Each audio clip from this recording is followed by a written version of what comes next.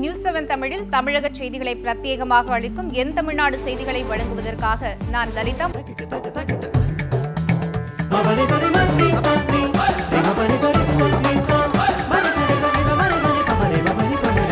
என் தமிழ்நாடு. தீப்பெட்டி தொழிலுக்கு 18% GST விதிக்கப்பட்டதை கண்டித்து தூத்துக்குடி மாவட்டத்தில் 5வது நாளாக தீப்பெட்டி தொழிற்சாலை உரிமையாளர்கள் போராட்டத்தில் ஈடுபட்டுள்ளனர். தீப்பெட்டி தொழிலுக்கு 18% GST வரி உயர்த்தப்பட்டது. இதனை கண்டித்து கடந்த 5 நாட்களாக தூத்துக்குடியில் 500க்கும் மேற்பட்ட தீப்பெட்டி தொழிற்சாலைகள் மூடப்பட்டுள்ளன. இதனிடையே உடனடியாக நடவடிக்கை எடுக்காவிட்டால் தீப்பெட்டி தொழிலில் ஈடுபட்டிருக்கும் தொழிலாளர்களும் போராட்டத்தில் குதிக்கப் போவதாக எச்சரித்துள்ளனர். விரைவில் கண்டன ஆர்ப்பாட்டம் மற்றும் சாலை மறியல் போராட்டத்தில் ஈடுபடப் போவதாகவும் அவர்கள் கூறியுள்ளனர். தீப்பெட்டி தொழில் அடைச்சிருக்காங்க, ஏதோ ஜிஎஸ்டி வரின்னு சொல்கிறாங்க, அது என்ன ஏதுன்னு எங்களுக்கு தெரியலை. ஓனர் சேர்ந்து தான் எல்லாம் தீப்பெட்டி எல்லாம் அடைச்சிட்டாங்க. 10-11 நாள் ஆச்சு. எங்கள் பிள்ளைகளை நாங்கள் எப்படி படிக்க வைக்கிறது, எப்படி நாங்கள் வேலை பார்க்குறது, என்ன செய்யறதுன்னு என்னன்னு தெரியாமல் இருக்குது. இது கட்டாயம் ஒரு முடிவு தீர்மானம். இதேபோல் சாத்தூரிலும் 18% GST வரி விதிக்கப்பட்டதற்கு கண்டனம் தெரிவித்து 1000க்கும் மேற்பட்ட தீப்பெட்டி தொழிலாளர்கள் கண்டன பேரணியில் ஈடுபட்டனர். கடந்த 5 நாட்களாக தொழிற்சாலைகள் மூடப்பட்டுள்ள நிலையில் 1 லட்சத்திற்கும் அதிகமான குடும்பங்கள் பாதிக்கப்பட்டுள்ளதாகவும் சுமார் 50,000 தீப்பெட்டி பண்டல்கள் தேக்கமடைந்துள்ளதாகவும் தொழிலாளர்கள் தெரிவித்தனர். மத்திய அரசை கண்டித்து பல்வேறு வாசகங்கள் அடங்கிய பதாகைகளை ஏந்திச் சென்ற தொழிலாளர்கள் ஆட்சியரிடம் கோரிக்கை மனுவை அளித்தனர். நீங்க வரி விதிப்பு அதிகரிச்சு எங்களோட வாழ்க்கையிலே நீங்க ரொம்ப நஷ்டத்தை உண்டாக்குறீங்க. வரி விதிப்புனால எங்க தொழில் முடங்குது, முதலாளிகளுக்கு வர வேண்டிய இதுவும் கிடைக்க மாட்டேங்குது. அதனால அவங்க எங்க தொழிலை முடக்கிறாங்க. அப்படிங்கும்போது எங்களுக்கு வேலை இல்லை, எங்க குழந்தைகளுக்கு நல்ல முறையில் படிக்கக்கூடிய யூனிஃபார்ம் கிடையாது, காய்கறி கிடையாது, எதுவுமே கிடையாது. அப்படிங்கும்போது நாங்கள் என்ன செய்ய முடியும்? எங்களுக்கு முக்கியமான வாழ்வாதாரம் தீப்பெட்டி தொழில் மட்டும்தான். அந்த தொழிலை தயவு செஞ்சு வரி விதிப்பு குறைச்சி எங்களுக்கு நல்ல வாழ்க்கையை நீங்க கொடுங்க. சிவகாசி பட்டாசு தொழிற்சாலை உரிமையாளர்களின் வேலைநிறுத்த போராட்டம் வாபஸ் பெறப்பட்டுள்ளது. GST கவுன்சிலில் பட்டாசு தொழிலுக்கு 28% வரி விதிக்கப்பட்டுள்ளதை தளர்த்த கோரியும் மத்திய மாநில அரசுகள் நடவடிக்கை எடுக்க கோரியும் சிவகாசி மற்றும் சுற்று வட்டார பகுதிகளில் உள்ள பட்டாசு தொழிற்சாலைகள் கடந்த ஜூன் 30ஆம் தேதி முதல் வேலைநிறுத்த போராட்டத்தில் ஈடுபட்டிருந்தன. இந்நிலையில் சிவகாசி பட்டாசு உற்பத்தியாளர்களின் ஆலோசனைக் கூட்டம் இன்று நடைபெற்றது. இதில் வேலைநிறுத்த போராட்டத்தை வாபஸ் பெற முடிவு செய்யப்பட்டதாக அதன் தலைவர் ஆசை தம்பி தெரிவித்துள்ளார். 28%லிருந்து 12% குறைப்பதற்கு நாங்கள் பாடுபடுவோம். தமிழக அரசு கண்டிப்பாக இந்த பட்டாசு தொழிலுக்கு உறுதுணையாக இருக்கும் என்று எங்களுக்கு வாக்குறுதி கொடுத்திருக்கின்றார்கள். அவர்கள் கொடுத்த வாக்குறுதியின் அடிப்படையில் நாங்கள் எங்களுடைய வேலை நிறுத்தத்தை இன்று முதல் நிறுத்தி கொண்டு நாளை முதல் வேலையை தொடர்ந்து செய்வதற்காக முடிவு செய்துள்ளோம். கன்னியாகுமரி மாவட்டத்தில் ஏற்பட்டுள்ள கடல் சீற்றம் காரணமாக கடற்கரை சாலை துண்டிக்கப்பட்டுள்ளது. கன்னியாகுமரி மாவட்டத்தின் மேற்கு கடற்கரை சாலையான இணையம் தேங்காய்பட்டினம் சாலையில் கடந்த 3 மாதங்களுக்கு முன்பு கடல் சீற்றம் காரணமாக ஏற்பட்ட மணல் திட்டால் சாலையில் போக்குவரத்து பாதிக்கப்பட்டது. எனினும் தற்காலிகமாக சீரமைக்கப்பட்டதால் சிறு ரக வாகனங்கள் மட்டுமே இயங்கின. தற்போது கடல் சீற்றம் நீடித்து வருவதால் தடுப்பு சுவர் பெயர்ந்து சாலை முழுவதும் துண்டிக்கப்பட்டு போக்குவரத்து முற்றிலுமாக நிறுத்தப்பட்டுள்ளது. இதனால் 8 மீனவ கிராமத்தைச் சேர்ந்த மீனவ மக்கள் பாதிக்கப்பட்டுள்ளனர். மேலும் தேங்காய்பட்டினம் மீன்பிடி துறைமுகத்தில் மீன்பிடிக்க செல்லும் மீனவர்களும் 6 கிலோமீட்டர் தூரம் சுற்றிச் செல்லும் அவல நிலைக்கு தள்ளப்பட்டுள்ளனர். கடல் அரிப்பை தடுக்க உடனடியாக நடவடிக்கை எடுக்காவிட்டால் மாவட்ட ஆட்சியர் அலுவலகம் மற்றும் செல்போன் டவர்களில் ஏறி போராட்டம் நடத்தப் போவதாக மீனவ சங்கங்கள் அறிவித்துள்ளன. ராமநாதபுரம் மாவட்டம் பரமக்குடி அருகே சாக்கு பையில் பிறந்த சில நாட்களே ஆன ஆண் குழந்தை உயிருடன் மீட்கப்பட்டது. பரமக்குடி அருகே காக்கூர் கிராமத்தில் உள்ள கருவை காட்டிற்கு மெய்கீஸ்வரி என்ற பெண்மணி சென்றுள்ளார். அப்போது சேரும் சகதியுமான வெள்ளை சாக்கு பையில் கட்டிய நிலையில் ஆண் குழந்தை ஒன்று உயிருடன் கிடந்ததை பார்த்து அதிர்ச்சியடைந்தார். அந்த குழந்தையை மீட்டு தமது வீட்டிற்கு எடுத்து வந்து முதலுதவி செய்து அருகில் உள்ள காவல் நிலையத்திற்கு தகவல் அளித்தார். பின்பு அந்த ஆண் குழந்தையை ஆம்புலன்ஸின் உதவியோடு பரமக்குடி அரசு மருத்துவமனையில் சேர்த்தார். இந்நிலையில் குழந்தை ஆரோக்கியமாக இருப்பதாக மருத்துவர்கள் தெரிவித்துள்ளனர்.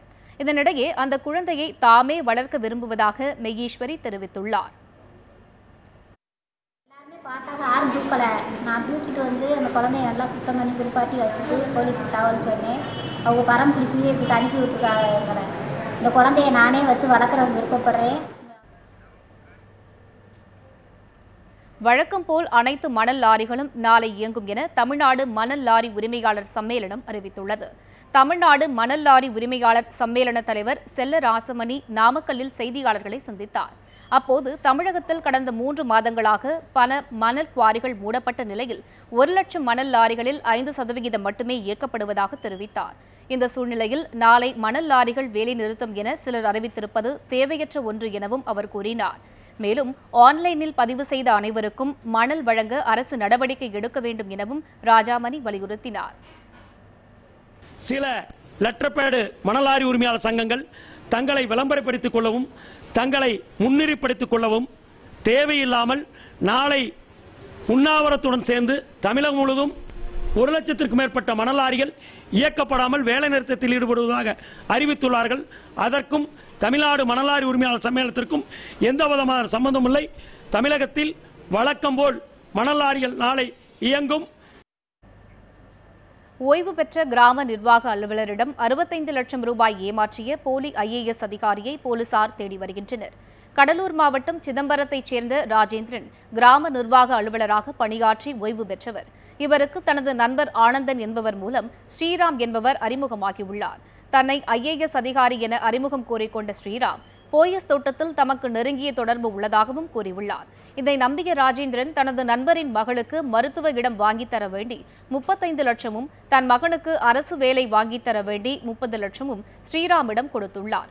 ஆனால் 6 மாதமாகியும் வேலை வாங்கி தராததால் ராஜேந்திரன் பணத்தை திருப்பி கேட்டுள்ளார். இதையடுத்து 3 லட்சம் ரூபாய் மட்டும் திருப்பி கொடுத்த ஸ்ரீராம் மீதி பணத்தை கொடுக்கவில்லை. இதனால் அதிர்ச்சியடைந்த ராஜேந்திரன் தன்னை ஏமாற்றிய போலி IAS அதிகாரி ஸ்ரீராம் மற்றும் அவரை தம்மிடம் அறிமுகம் செய்து வைத்த ஆனந்தன் ஆகியோர் மீது நடவடிக்கை எடுக்க கோரி கடலூர் மாவட்ட காவல் கண்காணிப்பாளர் விஜயகுமாரிடம் புகார் மனு அளித்துள்ளார்.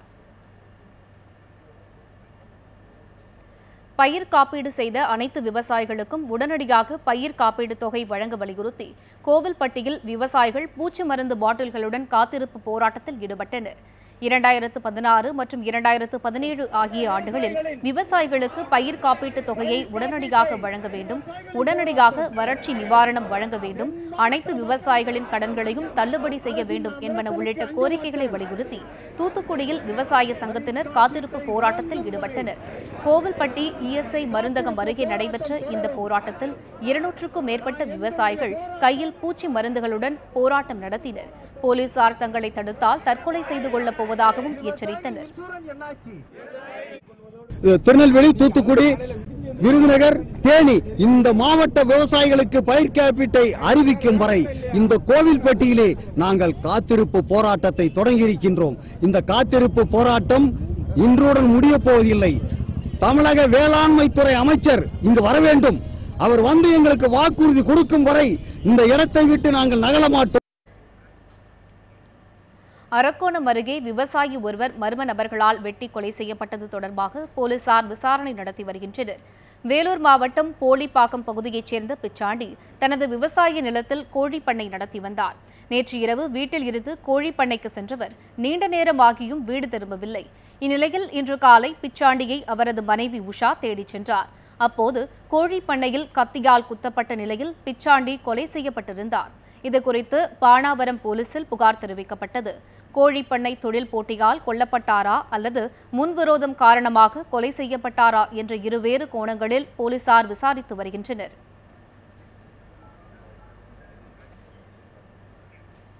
சென்னையில் குடவுனில் பதுக்கி வைக்கப்பட்டிருந்த 100 கிலோ தடை செய்யப்பட்ட பான் மசாலா மற்றும் குட்கா பொருட்களை உணவு பாதுகாப்பு அதிகாரிகள் பறிமுதல் செய்தனர்.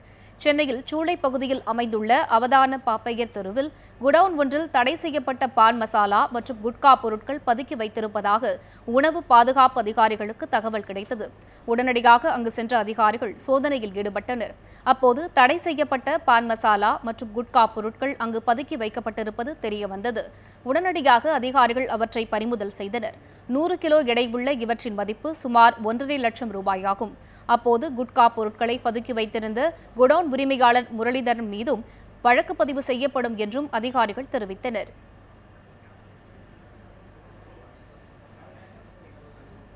நாகர்கோவில் சுற்றுவட்டார பகுதிகளில் டெங்கு காய்ச்சலால் பாதிக்கப்பட்டு 25க்கும் மேற்பட்டோர் மருத்துவமனைகளில் அனுமதிக்கப்பட்டுள்ளனர். கேரளாவில் டெங்கு காய்ச்சலால் 1000க்கும் மேற்பட்டோர் மருத்துவமனைகளில் அனுமதிக்கப்பட்டுள்ளனர். இதையடுத்து கேரளாவில் இருந்து கன்னியாகுமரி மாவட்டத்தில் டெங்கு பரவாமல் தடுக்க மாவட்ட நிர்வாகமும் சுகாதாரத்துறையும் பல்வேறு தடுப்பு நடவடிக்கைகளை மேற்கொண்டு வருகின்றன. நிலவேம்பு குடிநீர் வழங்கும் பணியும் தீவிரப்படுத்தப்பட்டுள்ளது. இதனிடையே கன்னியாகுமரி மாவட்டத்தில் டெங்கு காய்ச்சல் அறிகுறியுடன் சுமார் 25க்கும் மேற்பட்டோர் அரசு மற்றும் தனியார் மருத்துவமனைகளில் அனுமதிக்கப்பட்டுள்ளனர். நாகர்கோவிலை சுற்றியுள்ள பகுதியைச் சேர்ந்த ஏராளமானவர்களுக்கு டெங்கு அறிகுறியும் கண்டறியப்பட்டுள்ளது. எனவே டெங்கு அறிகுறி தென்பட்டுள்ள இடங்களில் சுகாதாரத்துறையினர் சோதனை மேற்கொண்டு அதனை தடுக்கும் முயற்சியில் விரைந்து ஈடுபட வேண்டும் என பொதுமக்கள் கோரிக்கை வைத்துள்ளனர். குற்றாலத்தில் ஐந்தருவி படகு குழாமல் படகு சவாரியை நெல்லை மாவட்ட ஆட்சியர் சந்தீப் நந்தூரி தொடங்கி வைத்தார். குற்றாலத்தின் அனைத்து அருவிகளிலும் தண்ணீர் நன்றாக கொட்டுவதால் சுற்றுலாத்துறைக்கு சொந்தமான படகு குழாமில் தண்ணீர் நிறைந்தது. இதனையடுத்து பயணிகள் படகு சவாரிக்காக மொத்தம் 33 படகுகள் தயார் செய்யப்பட்டது. இவற்றில் 2 இருக்கை படகுகள் 12, 4 இருக்கை படகுகள் 12, 4 இருக்கை துடுப்பு படகுகள் 5, தனிநபர் படகுகள் 4 உள்ளன. இதனையடுத்து படகு சவாரிக்கான துவக்க விழாவில் திருநெல்வேலி மாவட்ட ஆட்சியர் சந்தீப் நந்தூரி, நெல்லை MP பிரபாகரன் ஆகியோர் கொடியசைத்து தொடங்கி வைத்தனர். இந்த விழாவில் ஏராளமான பொதுமக்கள், சுற்றுலா பயணிகள் உள்ளிட்டவர்கள் கலந்து கொண்டனர். இங்கு அரை மணி நேரத்திற்கு 2 இருக்கை படகு கட்டணம் 120 ரூபாயும், 4 இருக்கை படகு கட்டணம் 450 ரூபாயும் வசூலிக்கப்படுவதாக அறிவிக்கப்பட்டுள்ளது. தமிழக டிஜிபி TK ராஜேந்திரனுக்கு 2 ஆண்டுகள் பணி நீட்டித்து பிறப்பிக்கப்பட்ட அரசாணையை ரத்து செய்ய கோரி உயர்நீதிமன்ற மதுரை கிளையில் தொடரப்பட்ட வழக்கு விசாரணை நாளைக்கு ஒத்திவைக்கப்பட்டது.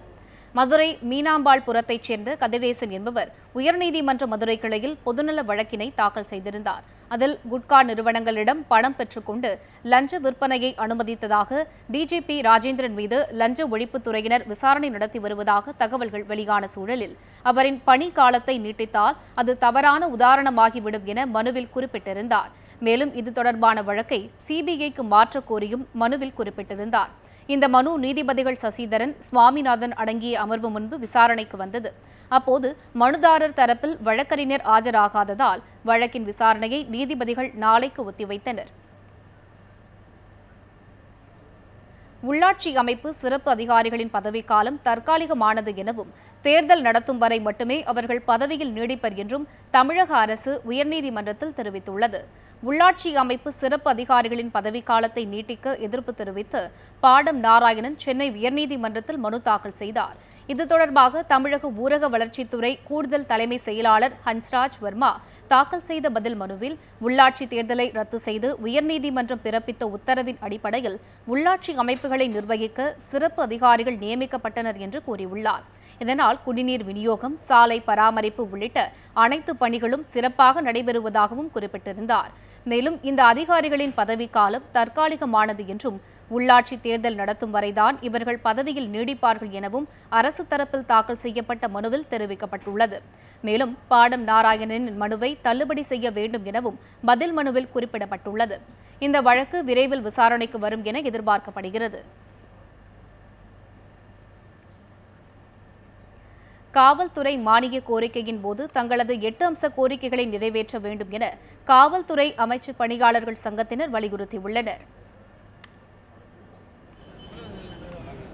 அமைச்சு பணியாளர் சங்கம் தொடங்கி 50 ஆண்டுகள் நிறைவடைவதை ஒட்டி அதற்காக தனி கட்டடம் கட்டித்தர வேண்டும், 2004க்கு பிறகு காத்திருக்கும் 2500 பேருக்கு கருணை அடிப்படையில் பணி வழங்க வேண்டும் உள்ளிட்ட பல கோரிக்கைகளை அவர்கள் முன்வைத்தனர்.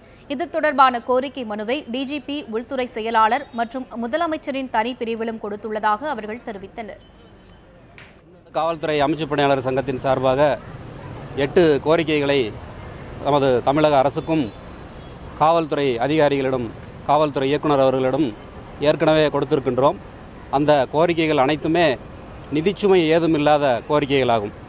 குறிப்பாக சொல்ல வேண்டுமானால் கருணை அடிப்படையில் கடந்த 2004க்கு பிறகு 2500 பேர் வேலைக்காக காத்திருக்கிறார்கள். அந்த வேலைக்காக காத்திருப்பவர்களுக்கு வேலை அளிக்க வேண்டும் என்ற கோரிக்கையை நாங்கள் வைத்திருக்கின்றோம். கோவையில் மார்க்சிஸ்ட் கம்யூனிஸ்ட் அலுவலகம் மீது பெட்ரோல் குண்டு வீசியது தொடர்பாக ஒருவர் கைது செய்யப்பட்டதற்கு அக்கட்சி நிர்வாகிகள் பாராட்டு தெரிவித்துள்ளனர். கோவை காந்திபுரம் மார்க்சிஸ்ட் கம்யூனிஸ்ட் கட்சி அலுவலகம் மீது கடந்த ஜூன் 17ஆம் தேதி மர்ம நபர்களால் 2 பெட்ரோல் குண்டுகள் வீசப்பட்டன. இது தொடர்பாக காவல்துறையினர் விஸ்வ இந்து பரிஷத் அமைப்பைச் சேர்ந்த வடக்கு மாவட்ட பொறுப்பாளர் சரவணகுமாரை காவல்துறையினர் கைது செய்துள்ளனர். காவல்துறையினரின் இந்த கைது நடவடிக்கைக்கு முன்னாள் MP PR நடராஜன் தலைமையில் மார்க்சிஸ்ட் கம்யூனிஸ்ட் கட்சி நிர்வாகிகள் கோவை மாநகர காவல் ஆணையாளரை சந்தித்து பாராட்டு தெரிவித்தனர். அப்போது தலைமறைவாக உள்ள மேலும் ஒருவரை உடனடியாக கைது செய்ய நடவடிக்கை எடுக்க வேண்டும் எனவும், படித்த இளைஞர்களை விஸ்வ இந்து பரிஷத் போன்ற அமைப்பினர் மூளைச்சலவை செய்து வன்முறையில் ஈடுபட தூண்டுவதாகவும் குற்றம் சாட்டினர். ஒரு சிறிய குழு ஒரு சிறிய துப்பை வைத்துக் கொண்டு ஒரு குற்றவாளியை கண்டுபிடித்த அதற்கான முயற்சிகளை எடுத்த காவல்துறைக்கு மார்க்சிஸ்ட் கட்சியின் சார்பில் நன்றியை நாங்கள் தெரிவித்துக் கொள்கிறோம். நீட் தேர்வை கண்டித்து வரும் 12ஆம் தேதி தமிழகம் முழுவதும் போராட்டம் நடத்தப்படும் என திராவிடர் கழக தலைவர் வீரமணி தெரிவித்துள்ளார். திருவள்ளூர் மாவட்டம் திருத்தணியில் நிகழ்ச்சி ஒன்றில் திராவிடர் கழக தலைவர் வீரமணி பங்கேற்றார்.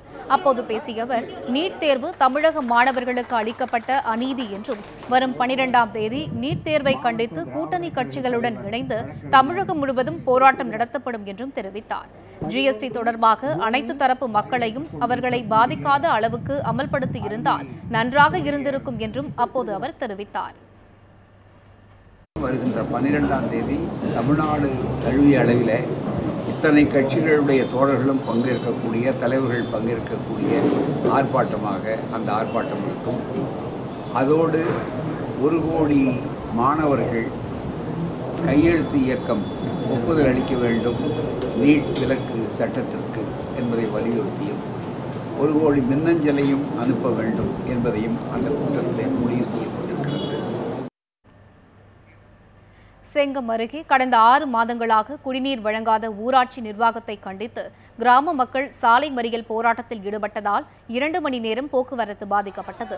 செங்கம் அடுத்த காரப்பட்டு கிராமத்தில் கடந்த 6 மாதமாக குடிநீர் விநியோகம் செய்யப்படாமல் நிறுத்தி வைத்துள்ளதால் அப்பகுதி மக்கள் குடிநீருக்கு கடும் அவதிக்கு ஆளாகி வந்துள்ளனர். இதுகுறித்து அதிகாரிகளை சந்தித்து பலமுறை மனுக்கள் அளித்தும் அதன் மீது எந்த நடவடிக்கையும் இல்லாததால் ஆத்திரமடைந்த கிராம மக்கள் போளூர் செங்கம் சாலையில் அரசு பேருந்தை சிறைபிடித்து காலி குடங்களுடன் மறியலில் ஈடுபட்டனர். இதனையடுத்து அங்கு விரைந்து வந்த புதுப்பாளையம் காவல்துறையினர் சாலை மறியலில் ஈடுபட்டவர்களிடம் சமரச பேச்சுவார்த்தை மேற்கொண்டனர். வட்டார வளர்ச்சி அலுவலர் வரும் வரை போராட்டத்தை கைவிட மறுத்து மக்கள் போராட்டத்தை தொடர்ந்ததால் இருதரப்பினரிடையே கடும் வாக்குவாதம் ஏற்பட்டது. இதைத் தொடர்ந்து அங்கு வந்த புதுப்பாளையம் வட்டார வளர்ச்சி அலுவலர் மக்களின் குடிநீர் பிரச்சினையை தீர்த்து வைப்பதாக உறுதியளித்ததை அடுத்து பொதுமக்கள் சாலை மறியல் போராட்டத்தை கைவிட்டனர்.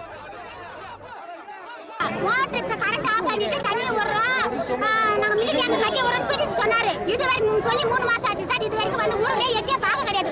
தலைவராகட்டும் பிடிஎஸ் ஆகட்டும் மணிகாராகட்டும் யாரும் எட்டி பார்க்கல. நீங்க போராட்டம் பண்ண நாங்க மறியல் பண்ண வந்த பிறகு எல்லா போலீஸ்ல இருந்து பிடிஎஸ்ல இருந்து அதிகாரி வரைக்கும் வராங்க.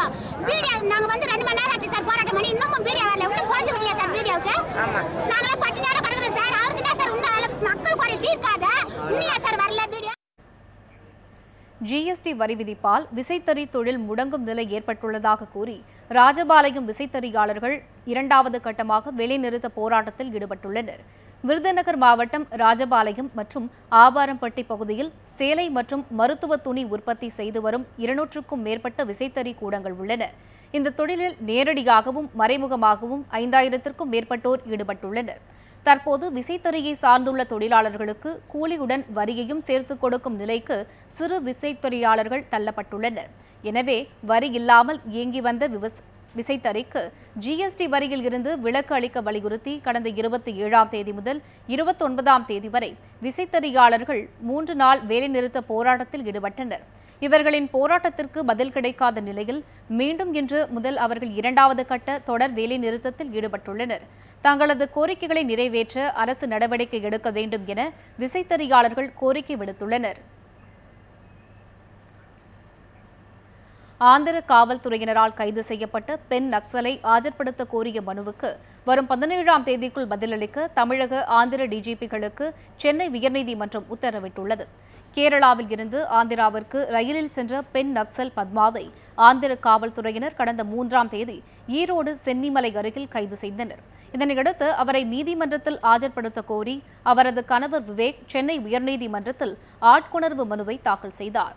இந்த மனு நீதிபதிகள் செல்வம், கலையரசன் அடங்கிய அமர்வு முன்பு விசாரணைக்கு வந்தபோது பத்மாவை தாங்கள் கைது செய்யவில்லை என தமிழக கியூ பிரான்ச் போலீசார் தரப்பில் தெரிவிக்கப்பட்டது. பத்மாவை கைது செய்யாத பட்சத்தில் அவரை நீதிமன்றத்தில் ஏன் ஆஜர்படுத்தக்கூடாது என நீதிபதிகள் கேள்வி எழுப்பினர். மேலும் இந்த மனு மீது வரும் 17ஆம் தேதிக்குள் பதிலளிக்குமாறு தமிழக, ஆந்திர மாநில டிஜிபிகளுக்கும் தமிழக கியூ பிரான்ச் மற்றும் ஈரோடு மாவட்ட எஸ்பிக்கும் நீதிபதிகள் உத்தரவிட்டனர்.